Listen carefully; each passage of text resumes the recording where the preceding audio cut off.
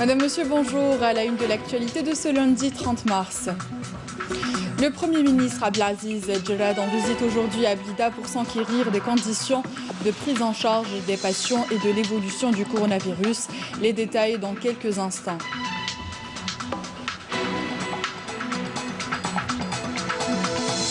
« 511 contaminés et 31 décès, c'est le dernier bilan de la pandémie du coronavirus en Algérie.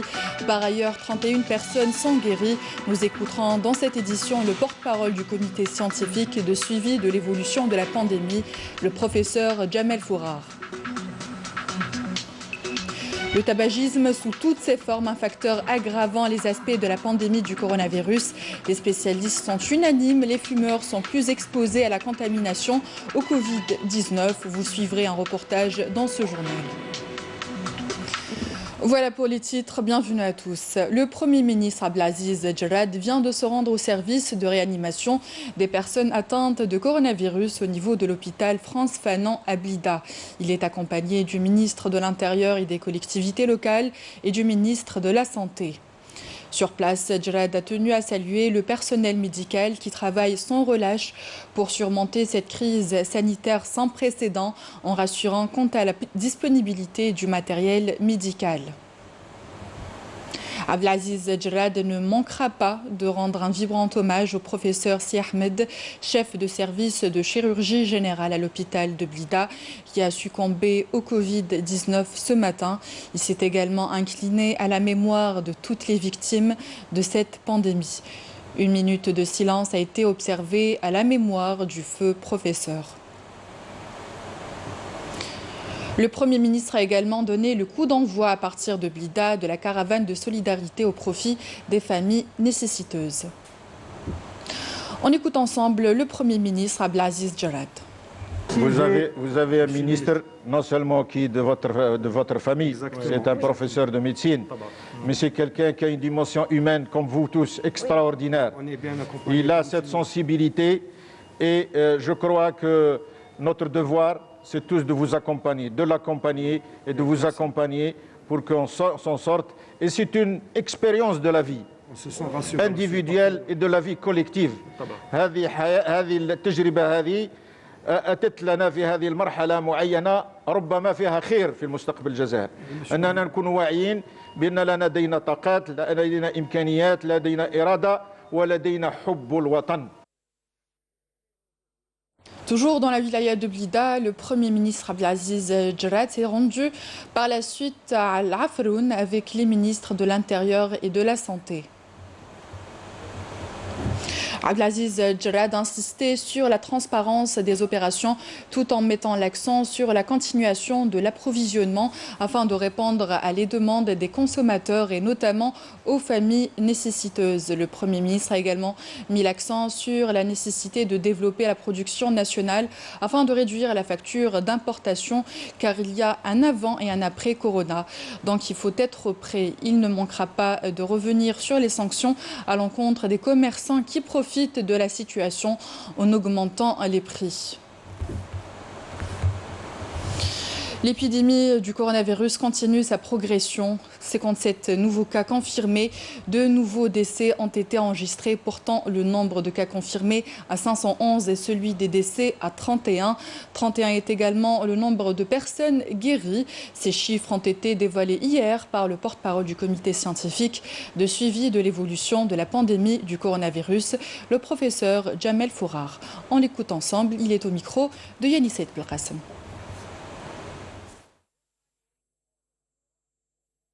Total cumulé des cas à 511. Nous avons malheureusement enregistré 2 décès, donc ce qui porte le nombre de décès également à 31. 2 décès enregistrés, l'un au niveau de la wilaya de Ain Defla chez un homme de 64 ans qui était en contact étroit avec donc un visiteur venu d'Italie. Également un homme donc, qui est décédé au niveau de la wilaya de Tizi Ouzou, c'est un homme âgé de 74 ans.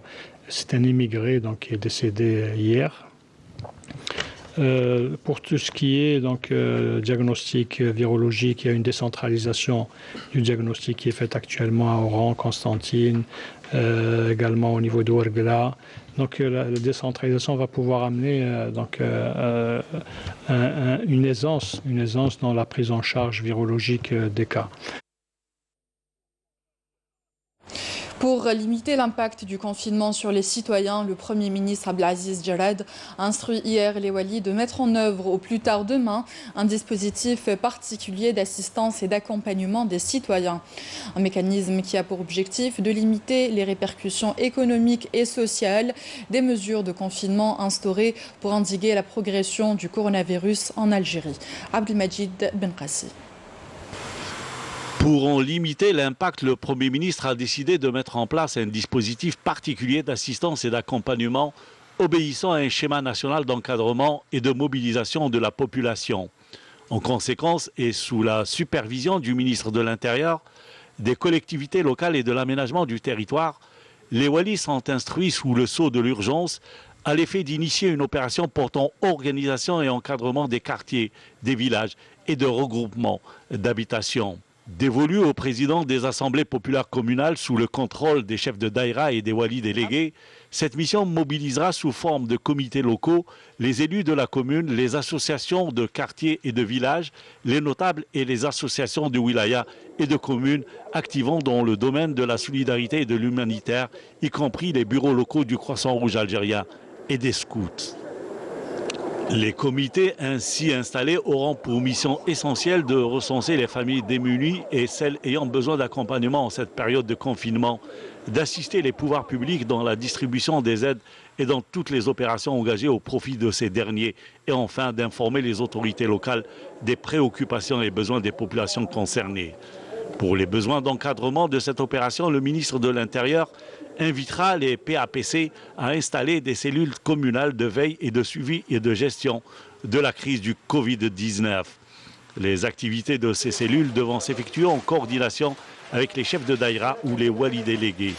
S'agissant d'une mobilisation nationale sans précédent, les walis sont également appelés à encadrer toute la ressource humaine locale utile en pareilles circonstances à travers le bénévolat, à l'exemple des secouristes volontaires et notamment ceux ayant bénéficié de formation, le corps des enseignants en situation d'inactivité ou les médecins et paramédicaux retraités dont un mécanisme de recensement pourrait être établi avec le concours des établissements de santé publique locaux. Mobilisés nuit et jour, 7 jours sur 7, les soignants sont en première ligne pour lutter contre la progression du coronavirus. Médecins, infirmiers, aides-soignants et laborantins se battent chaque jour pour soigner les patients testés positifs au Covid-19. Un travail harassant qui les pousse à redoubler d'efforts pour gagner la guerre contre cette pandémie. Kalim Haïfa. 31 décès ont été comptabilisés hier en Algérie. Plusieurs centaines de milliers de soignants se battent chaque jour pour sauver des vies. À commencer par les médecins et laborantins de l'Institut Pasteur qui se relaient jour et nuit pour tester les prélèvements faits dans les différents hôpitaux du centre du pays. ملي بدات هاد ليبيديمي تاع الكورونا عندنا H24 هنا في l'Institut Pasteur. Pasteur يخدم 7 jours sur 7 et les prélèvements on les reçoit toute la journée, toute la nuit, الصباح العشية في الليل. Il y a des équipes اللي هم يخدموا jusqu'à 2h, 3h du matin. Un rythme soutenu au même titre que dans les hôpitaux des régions où le Covid-19 prend du terrain et où les soignants sont en première ligne pour lutter contre ce fléau, comme dans cet hôpital algérois spécialisé en orthopédie et traumatologie qui a opté pour l'hospitalisation des cas de traumatisme osseux et articulaire en prenant soin d'isoler et de traiter le cas échéant tout cas suspect de coronavirus. Ici, on peut recevoir des patients qui peuvent être porteurs du Covid-19 sans le savoir et sans qu'on le sache nous aussi. Donc, on considère chaque cas comme étant positif pour éviter toute contamination éventuelle. L'infection هذه ما عندها لا دواء وما عندهاش ثاني لو فاكسان دونك نريحوا في الدار وهي سي لا سول سوليوشن بصح لازم نعرفوا باللي كي نريحوا في الدار لازم on doit faire attention لازم par exemple, il ne faut pas qu'il y ait d'accidents domestiques. Mobilisés, les soignants restent aujourd'hui vigilants et se préparent à un afflux massif dans les semaines à venir des cas positifs au Covid-19. Ils n'ont qu'un seul souhait, que les Algériens restent confinés chez eux pour éviter toute saturation des hôpitaux du pays. À Oran, nos équipes se sont rendues au centre hospitalo-universitaire de la ville pour visiter le service où sont traités les malades atteints du Covid-19. Sur place, un travail d'équipe admirable a été constaté, un staff médical qui mène un combat sans merci au virus dans un esprit de solidarité. Yamina Saïdji. C'est l'heure de commencer à travailler pour le professeur Lillo Saleh, pneumophysiologue, qui s'apprête à entamer son combat quotidien contre le coronavirus. À pas sûr, le professeur s'avance vers ses patients, alors que notre caméra ne peut pas s'avancer davantage.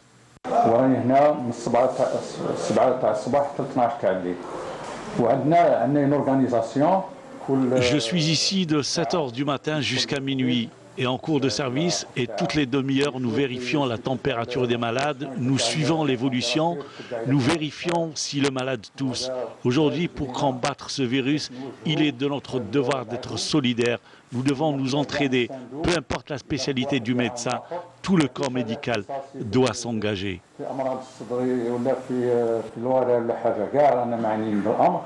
Le meilleur moyen de contrer cette pandémie est d'être réactif et de prendre les bonnes décisions en temps voulu. Et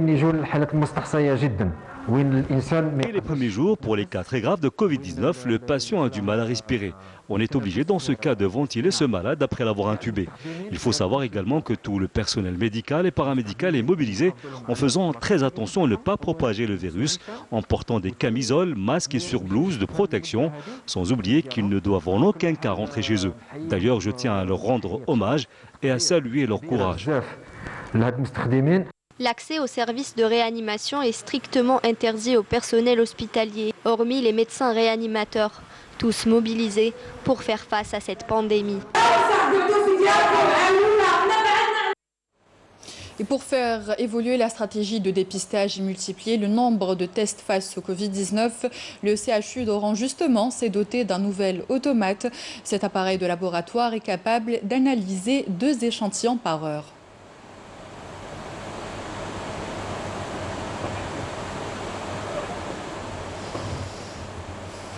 Alors que le nombre de personnes touchées par le coronavirus dans le monde dépasse la barre des 700 000, la cigarette augmente-t-elle le risque de développer le Covid-19? Aggrave-t-elle les formes de la maladie? Les médecins sont unanimes, la cigarette est en effet responsable d'une aggravation de la maladie. Explication de Nadia Soltani, commentaire de Nakhla Al-Arbi. Fumer tue et tue encore plus vite quand on a une coronapathie. Les médecins sont formels, le tabac affaiblit le système immunitaire.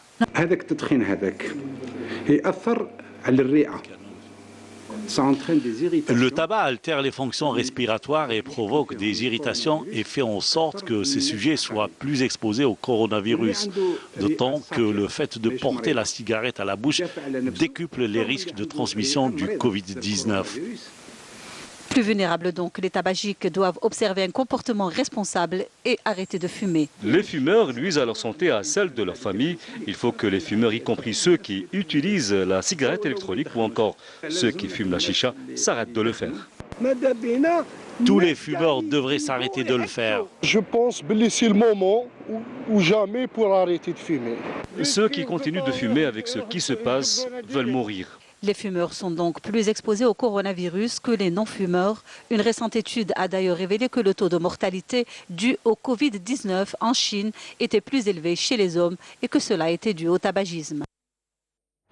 Une bonne raison pour arrêter la cigarette. Direction la wilaya de Sétif, qui fait partie des 9 wilayas qui ont entamé samedi le confinement partiel de 19 h à 7 h du matin. Les services de sécurité sont à pied d'œuvre pour veiller au strict respect de cette mesure sanitaire préventive. Yamina Saïdji. Sétif est désormais concerné par la mesure de confinement partiel en raison de la propagation du coronavirus. Les différents corps de sécurité veillent au respect de ces mesures. مصالح أمن ولاية سطيف وتجسيدا لتعليمات قيادة جهاز الأمن الوطني. Les services de la Sûreté nationale de la wilaya de Sétif, conformément aux orientations de la Direction générale de la Sûreté nationale, ont pris toutes les mesures nécessaires pour endiguer la propagation du coronavirus. Nous avons donné des instructions et des recommandations aux citoyens de rester chez eux. Les citoyens sont tenus de rester chez eux et de respecter le confinement partiel de 19h à 7h du matin pour leur sécurité. Nous espérons que les citoyens vont se serrer les coudes et respecter toutes les mesures de confinement. Les mesures sanitaires se multiplient durant cette période de pandémie afin d'endiguer la propagation du Covid-19. L'entreprise de nettoyage Netcom réadapte son programme en cette période de pandémie et déploie l'ensemble de ses agents sur le terrain afin de garder l'ensemble de la capitale propre tout en veillant à leur protection. Rappelant que chaque Algérien produit près d'1 kilo de déchets ménagers par jour. Reportage dans les rues et les dédales de la Casbah où bennes tasseuses et mulets s'entrecroisent. Abdelmajid Benrassi. Ils sont présents partout et en tout temps. Qu'il pleuve, qu'il vente, qu'il fasse chaud, de jour comme de nuit, et même durant les fêtes. Et aujourd'hui, en ces temps de pandémie de coronavirus, il s'agit des travailleurs du ramassage et de la collecte des ordures ménagères de l'entreprise publique d'Alger Netcom. Nous les avons suivis et accompagnés en plein travail dans un double circuit dans les rues et dédales de la Casbah d'Alger, avec les bennes tasseuses, mais aussi à dos de mulet. Ils sont parmi les travailleurs les plus exposés aux maladies. Ils doivent être sur leur garde tout le temps. Nous sommes habitués à prendre nos précautions bien avant le coronavirus. Mais aujourd'hui, nous faisons attention doublement. On ne se serre plus la main, nous respectons la distance de sécurité et nous nous lavons les mains plusieurs fois par jour. Il y a des dispositions qui ont été prises, notamment avec nos agents de collecte, afin d'éviter tout contact direct avec les concitoyens, parce que il faut préciser qu'il y a une certaine familiarité qui a été créée entre ces agents-là et les gens de la Casbah. Il y a un respect mutuel, il y a un contact presque au quotidien. Ce qui fait actuellement, on essaie de sensibiliser nos agents. Nous avons demandé aux riverains ce qu'ils pensaient de ces hommes si dévoués et si disponibles. Et voici leur réponse, en particulier en cette période de propagation de ce virus. Comment ils font? Est-ce que c'est le travail se fait normalement, le ramassage? Normalement. Qui travaillent très très bien. Ils sont là tous les jours? Tous les jours. Le matin et le soir. Ils sont vraiment présents, ils veillent à la propreté, vraiment bravo. Nous, les enfants du quartier, nous les aidons beaucoup. Nous demandons à leur entreprise de les aider encore plus. Ils sont tous des pères de famille, ils sont les plus exposés au coronavirus. Il faut que l'on s'entraide. Même avec les effectifs réduits, depuis la libération d'un certain nombre de travailleurs pour cause de maladies chroniques, les éboueurs de la ville d'Alger sont obligés d'accomplir leur travail et à être de service. Encore plus en cette période de crise sanitaire. Le nettoiement de la cité est plus qu'indispensable. Peut-être qu'il est constaté moins de déchets, moins de quantitatifs, mais en matière d'hygiène, de propreté, on a augmenté nos rotations. Quoique il y a 380 employés vulnérables, ayant des maladies chroniques qui ont été libérés. Mis à part cela, c'est tout le monde qui est mobilisé à toute heure. Parce qu'actuellement, selon les dernières informations, il y a toujours les recherches qui sont en cours par rapport au coronavirus, à ce virus-là. Où est-ce qu'il vit? Quel est le mode de transmission? Quels sont les vecteurs?